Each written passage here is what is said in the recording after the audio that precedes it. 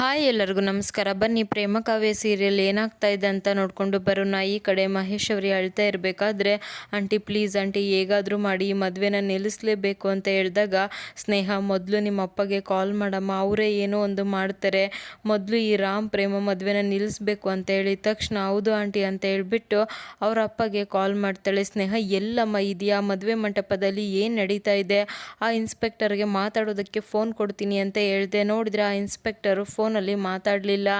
Next call ಮಾಡಿದೆ, ನಿನ್ನ phone ಕೂಡ ಸ್ವಿಚ್ ಆಫ್ ಬರ್ತಾ ಇದೆ, ರಾಮ್ ಕೂಡ ನನ್ನ ಫೋನ್ನ ಪಿಕ್ ಮಾಡ್ತಾ ಇಲ್ಲ, ಮಗಳಿಗೆ ಏನು ಆಗ್ತಾ ಇದೆ, ನನಗಂತೂ ತಲೆ ಕೆಟ್ಟೋಗ್ತಾ ಇದೆ ಅಂದಾಗ, ಅಪ್ಪ ನಂಗೆ ತುಂಬ ಭಯ ಆಗ್ತಾ ಇದೆ ಅಪ್ಪ ಅಂತ ಹೇಳ್ಬಿಟ್ಟು ಇಲ್ಲಿ ನಡೆದಿರೋ ಎಲ್ಲ ಘಟನೆನೂ ಕೂಡ ಹೇಳ್ತಾಳೆ. ಅಂದರೆ ರಾಮು ಅವ್ರ ದೊಡ್ಡಮ್ಮನ ಕಾಲಿಗೆ ಬಿದ್ದು ತಪ್ಪಾಯಿತು ಅಂತ ಕೇಳ್ತಾನೆ.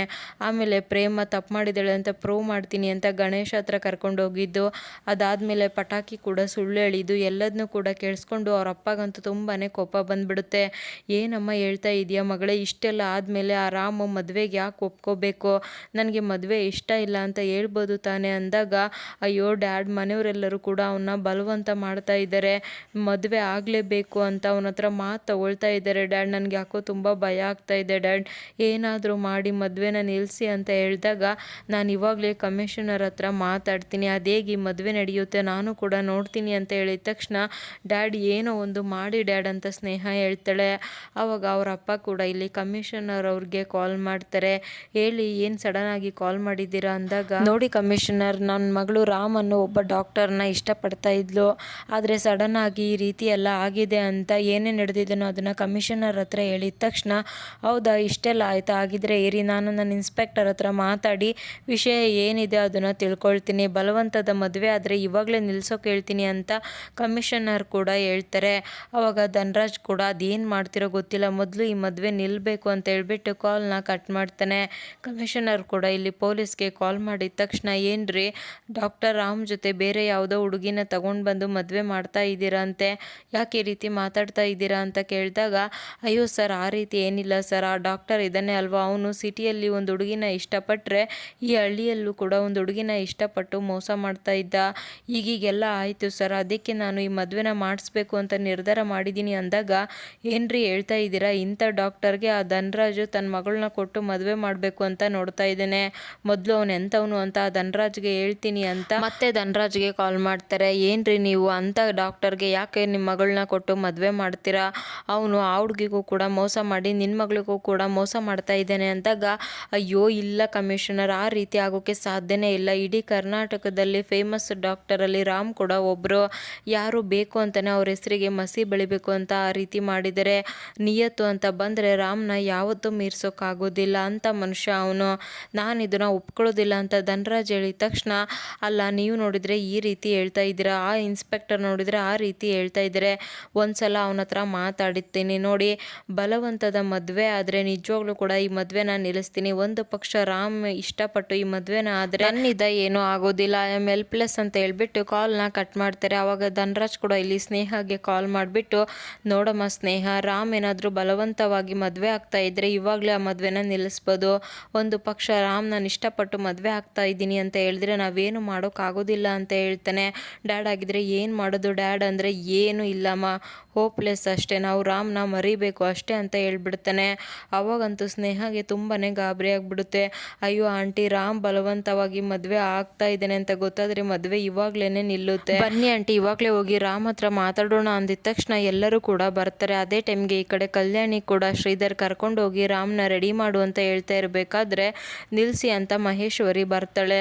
ರಾಮ್ ನೀನು ಎಲ್ಗೂ ಕೂಡ ಹೋಗೋ ಆಗಿಲ್ಲ ಕಣೋ, ನಿನ್ನ ಎತ್ತು ತಾಯಿ ಹೇಳ್ತಾ ಇದ್ದಾಳೆ ಅಂದಿದ ತಕ್ಷಣ, ಏ ಮಹೇಶ್ವರಿ ಏನೇ ಮಾತಾಡ್ತಾ ಇದೆಯಾ, ಅಕ್ಕನೇ ತಾನೇ ಈ ಮದುವೆನ ಮಾಡಿಸ್ತಾ ಇರೋದು ಅಂತ ಶ್ರೀಧರ್ ಹೇಳಿದಾಗ, ನೋಡು ಅಕ್ಕ, ಅವ್ರನ್ನ ನೀನು ಬೆಳೆಸಿರ್ಬೋದು ಓದಿಸಿರ್ಬೋದು, ಆದರೆ ಎತ್ತು ತಾಯಿ ನಾನು, ನನ್ನ ಮಗುಗೆ ಯಾವುದು ಸರಿ ಯಾವುದು ತಪ್ಪು ಅಂತ ಡಿಸೈಡ್ ಮಾಡಬೇಕಾಗಿರೋಳು ನಾನು ಅಂತ ಹೇಳ್ತಾಳೆ. ಅವಾಗ ಶ್ರೀಧರ್ ಕೂಡ ಕೋಪ ಮಾಡಿಕೊಂಡು, ಏ ಮಹೇಶ್ವರಿ ಏನೇ ಮಾತಾಡ್ತಾ ಇದೆಯಾ, ಸುಮ್ಮನೆ ಗಲಾಟೆ ಮಾಡಬೇಡ, ಇಲ್ಲಿದ್ದ ಹೋಗು ಅಂದಿದ ತಕ್ಷಣ, ನಾನು ಎಲ್ಗೂ ಹೋಗೋದಿಲ್ಲ ರಾಮ್, ಯಾವುದೇ ಕಾರಣಕ್ಕೂ ನೀನು ಈ ಮದುವೆ ಆಗಬೇಡ ಕಣೋ, ಈ ಮದುವೆ ಇಷ್ಟ ಇಲ್ಲ ಅಂತ ಹೇಳು, ನಾನು ಸ್ನೇಹ ಜೊತೆ ನಿನ್ನ ಮದುವೆನ ಮಾಡಿಸ್ತೀನಿ, ನಿನಗೆ ಅಂತ ಒಳ್ಳೆ ಒಳ್ಳೆ ಜೀವನ ಇದೆ ಕಣೋ.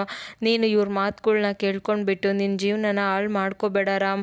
ಬಾರು ಆ ಸ್ನೇಹ ಜೊತೆ ನಾನು ಮದುವೆ ಮಾಡಿಸ್ತೀನಿ ಕಣೋ. ನಿನಗೆ ಬೇಕಾಗಿರೋ ಎಲ್ಲ ಅದೃಷ್ಟ ಸಿಗುತ್ತೆ ಕಣೋ ಅಂತ ಹೇಳ್ತಾ ಇರಬೇಕಾದ್ರೆ ಈ ಕಡೆ ಕಲ್ಯಾಣಿಗಂತೂ ತುಂಬಾ ಬೇಜಾರಾಗ್ಬಿಡುತ್ತೆ. ಅವಾಗ ಸ್ನೇಹ ಕೂಡ ಹೌದು ರಾಮ್, ನೀನು ಯಾರ್ಯಾರ ಮಾತೋ ಕೇಳಿಬಿಟ್ಟು ನನ್ನನ್ನು ದೂರ ಮಾಡಬೇಡ ಕಣೋ. ನಿನ್ನನ್ನು ಬಿಟ್ಟು ಬದುಕೋ ಶಕ್ತಿ ನನಗಿಲ್ಲ. ನಾವು ಆಸೆ ಪಟ್ಟ ಹಾಗೆ ಕನಸು ಕಂಡ ಹಾಗೆ ನಾವು ಜೀವನನ ಮಾಡ್ಬೋದು. ಇವಾಗಲೇ ಡ್ಯಾಡ್ ಹತ್ರ ಹೋಗೋಣ, ಡ್ಯಾಡ್ ಇಬ್ಬರನ್ನು ಕೂಡ ಮದುವೆ ಮಾಡಿಸ್ತಾರೆ ಕಣೋ, ದಯವಿಟ್ಟು ಬಾರೋ ಅಂತ ಸ್ನೇಹ ಹೇಳ್ತಾ ಇರ್ತಾಳೆ. ರಾಮ್, ಏನು ರಾಮ್ ನೀನೇನು ಮಾತಾಡದೆ ಈ ರೀತಿ ನಿಂತರೆ ನಾವೇನಂತ ತಿಳ್ಕೊಬೇಕು? ನೀನು ಈ ರೀತಿ ನಿಂತ್ಕೊಳ್ಳೋದನ್ನ ನನ್ನ ಕೈಯಲ್ಲಿ ನೋಡೋಕ್ಕಾಗ್ತಾ ಇಲ್ಲ ಕಣೋ, ಏನಾದರೂ ಮಾತಾಡು ಅಂತ ಸ್ನೇಹ ಕೇಳ್ತಾ ಇರಬೇಕಾದ್ರೆ ಹೌದು ಕಣೋ ರಾಮ್, ನೀನೇನೋ ಯೋಚನೆ ಮಾಡ್ತಾ ಇದೆಯಾ, ಬಾರೋ ಅಂತ ಮಹೇಶ್ವರಿ ಕರ್ಕೊಂಡು ಹೋಗ್ತಾ ಇರಬೇಕಾದ್ರೆ ಈ ಮಹೇಶ್ವರಿ ನಿಂತ್ಕೊಳ್ಳೆ, ರಾಮ್ನ ಬಿಟ್ಬಿಡು ಅಂತ ಶ್ರೀಧರ್ ಅವರು ಹೇಳಿದಾಗ ಈ ಕಡೆ ಕಲ್ಯಾಣಿ ಕೂಡ ಬೇಡ ಶ್ರೀಧರ್ ಬಿಟ್ಟಾಕು ಅಂತ ಹೇಳ್ತಾಳೆ. ಎಷ್ಟೇ ಆಗಲಿ ಅವಳು ಎತ್ತಿರೋ ತಾಯಿ ಅಲ್ವಾ, ನಾನೆಲ್ಲ ಯಾವ ಲೆಕ್ಕ ಅಂದಿದ ತಕ್ಷಣ ರಾಮ್ಗಂತೂ ತುಂಬಾ ಬೇಜಾರಾಗ್ಬಿಡುತ್ತೆ. ಏ ರಾಮ್, ಯಾಕೋ ಹಾಗೆ ನಿಂತಿದ್ಯಾ, ಇವ್ರ ಮಾತಿಗೆ ಕಟ್ಬಿದ್ದು ನಿನ್ನ ಜೀವನನ ಹಾಳು ಮಾಡ್ಕೋಬೇಡ. ನಿನಗೆ ಅಂತ ದೇವರು ಒಳ್ಳೆ ಜೀವನ ಕೊಟ್ಟಿದ್ದಾನೆ ಕಣೋ. ಆ ದದ್ದಿ ಪ್ರೇಮನ ಮದುವೆ ಆಗಿಬಿಟ್ಟು ನಿನ್ನ ಜೀವನ ಹಾಳಾಗೋದಕ್ಕೆ ನಾನು ಬಿಡೋದಿಲ್ಲ. ನಾನು ಯಾವುದೇ ಕಾರಣಕ್ಕೂ ಯಾರು ಏನು ಮಾತಾಡಿದ್ರು ಒಪ್ಕೊಳ್ಳೋದಿಲ್ಲ ಅಂತ ಮಹೇಶ್ವರಿ ಹೇಳ್ತಾ ಇರಬೇಕಾದ್ರೆ ರಾಮು ಅವ್ರ ಅಮ್ಮನ ಕೈನ ಬಿಡಿಸ್ಕೊಂಡು ಬಿಡ್ತಾನೆ. ರಾಮ್, ಏನು ಮಾಡ್ತಾ ಇದೆಯಾ ರಾಮ್ ಅಂದಾಗ ಅವ್ರ ದೊಡ್ಡಮ್ಮನ ನೋಡಿಬಿಟ್ಟು ನಾನು ಯಾವತ್ತೂ ಕೂಡ ದೊಡ್ಡಮ್ಮನ ಮಾತು ಮೀರಿಲ್ಲ. ನಾನೇನಾದರೂ ಇವಾಗ ಅವ್ರ ಮಾತನ್ನ ಮೀರಿ ಇಲ್ಲಿದ್ದ ಹೋದರೆ ದೊಡ್ಡಮ್ಮ ನನ್ನ ಪಾಲಿಗೆ ಸತ್ತೋಗ್ಬಿಡ್ತಾರೆ. ಹಾಗಾಗೋದಕ್ಕೆ ನಾನು ಬಿಡೋದಿಲ್ಲ ಅಂತ ಹೇಳಿದಾಗ ರಾಮ್, ಏನೋ ಮಾತಾಡ್ತಾ ಇದೆಯಾ, ಅವ್ರು ನಿನ್ನನ್ನು ಓದಿಸಿ ಬೆಳೆಸಿದ್ದಾರೆ ಅನ್ನೋ ಋಣ ಇದೆ ಅಂತ ಆ ರೀತಿ ಮಾಡ್ತಾ ಇದೆಯಾ ತಾನೇ? ಅವ್ರು ಎಷ್ಟು ಖರ್ಚು ಮಾಡಿದ್ದಾರೆ ಅಂತ ಹೇಳು, ಒಂದೇ ಒಂದು ಸಿಂಗಲ್ ಚೆಕ್ಕಲ್ಲಿ ನಾನು ಎಲ್ಲದನ್ನೂ ಕೂಡ ಕ್ಲಿಯರ್ ಮಾಡ್ತೀನಿ. ಅದಕ್ಕೋಸ್ಕರ ನೀನು ಅವ್ರ ಮಾತನ್ನ ಕೇಳೋ ಅವಶ್ಯಕತೆ ಇಲ್ಲ ಕಣೋ ಅಂತ ಸ್ನೇಹ ಹೇಳಿದಾಗ ಹೌದು ಕಣೋ ಸ್ನೇಹ, ನಿನಗೋಸ್ಕರ ಏನು ಬೇಕಿದ್ರೂ ಮಾಡ್ತಾಳೆ. ಅವಳ ಜೊತೆಗಿದ್ರೆ ನಿನಗೆಲ್ಲ ಥರ ಜೀವನ ಸಿಗುತ್ತೆ. ಆದರೆ ಆ ಪ್ರೇಮನ ಮದುವೆ ಆಗೋದ್ರಿಂದ ನಿನಗೇನು ಸಿಗೋದಿಲ್ಲ ಕಣೋ ಅಂದಿದ ತಕ್ಷಣ ರಾಮ್ ಕೂಡ ಅವ್ರ ದೊಡ್ಡಮ್ಮ ಹತ್ರ ಬಂದ್ಬಿಟ್ಟು, ದೊಡ್ಡಮ್ಮ ನಾನಿವತ್ತು ತಪ್ಪು ಮಾಡಿಲ್ಲ ಅಂತ ನಿರೂಪಿಸೋಕೆ ನನ್ನ ಹತ್ರ ಯಾವ ಸಾಕ್ಷಿನೂ ಕೂಡ ಇಲ್ಲದೆ ಇರ್ಬೋದು, ಆದರೆ ಮುಂದೊಂದು ದಿನ ಆ ಪ್ರೇಮನೆ ತಪ್ಪು ಮಾಡಿದ್ದಾಳೆ ಅಂತ ನಾನು ನಿಮ್ಮ ಮುಂದೆ ನಿರೂಪಿಸ್ತೀನಿ ಅಂತ ಹೇಳಿದಾಗ ಹಾಗಿದ್ರೆ ಏನೋ ಮಾತಾಡ್ತಾ ಇದೆಯಾ, ನೀನಾಗಿದ್ರೆ ಆ ಪ್ರೇಮನ ಮದುವೆ ಆಗ್ತೀಯ ಅಂತ ಕೇಳಿದ ತಕ್ಷಣ ರಾಮ್ ಕೂಡ ಒಪ್ಕೊಂಡೇ ಬಿಡ್ತಾನೆ. ಅದೇ ಟೈಮ್ಗೆ ಈ ಕಡೆ ಪಟಾಕಿ ಹತ್ರ ಅವ್ರ ಅಮ್ಮನೂ ಕೂಡ, ಪಟಾಕಿ ನಿಜ ಹೇಳು, ಡಾಕ್ಟರ್ ಇಂಥ ಕೆಲಸ ಮಾಡೋದಕ್ಕೆ ಸಾಧ್ಯನೇ ಇಲ್ಲ, ನೀನು ಆ ಪ್ರೇಮ ಸೇರಿಕೊಂಡು ಏನೋ ಮಾಡ್ತಾ ಇದ್ದೀರಾ ಅಂದಾಗ ಇಲ್ಲ ಅಮ್ಮ, ನಾನು ಹೇಳಿದ್ದೆ ಸತ್ಯ ಅಂತ ಹೇಳ್ತಾನೆ. ಒಂದು ದಿನ ನೀನು ಮಾಡಿದ್ದು, ನೀನು ಹೇಳಿದ್ದು ಸುಳ್ಳು ಅಂತ ನನಗೇನಾದರೂ ಗೊತ್ತಾದರೆ ಅವತ್ತು ಈ ಅಮ್ಮ ಯಾವುದೇ ಕಾರಣಕ್ಕೂ ನಿನ್ನ ಜೊತೆಗೆ ಮಾತಾಡೋದಿಲ್ಲ, ನನಗೂ ನಿನಗೂ ಸಂಬಂಧ ಇರೋದಿಲ್ಲ ಅಂತ ಹೇಳ್ಬಿಟ್ಟು ಪಟಾಕಿ ಅಮ್ಮ ಅಲ್ಲಿದ್ದ ಹೋಗ್ಬಿಡ್ತಾರೆ.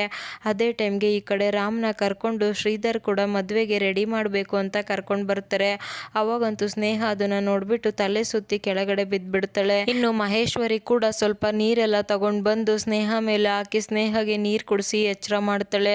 ಇಲ್ಲ ಆಂಟಿ, ಯಾವುದೇ ಕಾರಣಕ್ಕೂ ರಾಮ್ ನನ್ನನ್ನು ಬಿಟ್ಟು ಹೋಗಬಾರ್ದು, ನನಗೆ ನನ್ನ ರಾಮ್ ಬೇಕು ಅಂತ ಹೇಳ್ತಾ ಇರಬೇಕಾದ್ರೆ ಹೇಗಾದರೂ ಮಾಡಿ ಈ ಮದುವೆನ ನಿಲ್ಲಿಸಲೇಬೇಕು ಅಂತ ಹೇಳ್ತಾ ಇರ್ತಾಳೆ. ಹಾಗೆ ಮಹೇಶ್ವರಿ ಕಲ್ಯಾಣಿ ಹತ್ರನೂ ಕೂಡ ಯಾವುದೇ ಕಾರಣಕ್ಕೂ ಆ ಪ್ರೇಮ ನನ್ನ ಮನೆ ಸೊಸೆ ಆಗೋದಕ್ಕೆ ಸಾಧ್ಯನೇ ಇಲ್ಲ, ಯಾವತ್ತಿದ್ರೂ ಸ್ನೇಹನೇ ನನ್ನ ಮನೆ ಸೊಸೆ ಅಂತ ಹೇಳಿದಾಗ ಅಲ್ಲಿದ್ದ ಕಲ್ಯಾಣಿ ಕೂಡ ಅವ್ರ ಮಗಳನ್ನ ಕರ್ಕೊಂಡು ಹೊರಟೋಗಿರ್ತಾಳೆ. ಸೊ ನಾಳಿನ ಎಪಿಸೋಡಲ್ಲಿ ರಾಮ್ ಮತ್ತು ಪ್ರೇಮ ಮದುವೆ ಆಗೇ ಆಗುತ್ತೆ. ಇನ್ನು ಎಷ್ಟು ದಿನ ಕಾಯಬೇಕು ಮದುವೆ ಆಗೋ ತನಕ ಅಂತೂ ಗೊತ್ತಿಲ್ಲ. ಬಟ್ ನಿಜವಾಗ್ಲೂ ಕೂಡ ನನಗೆ ನೆಕ್ಸ್ಟು ರಾಮು ಪ್ರೇಮದೇ ತಪ್ಪು ಅಂತ ಪ್ರೂವ್ ಮಾಡಬೇಕು. ಆ ಎಪಿಸೋಡ್ ಬರೋ ತನಕನೂ ಕೂಡ ಸೀರಿಯಲ್ ಅಂತೂ ತುಂಬಾ ಬೇಜಾರು ಅನಿಸುತ್ತೆ ಅಂತಲೇ ಹೇಳ್ಬೋದು. ಇದಿಷ್ಟು ಇವತ್ತಿನ ಸಂಚಿಕೆ. Thank you so much every one.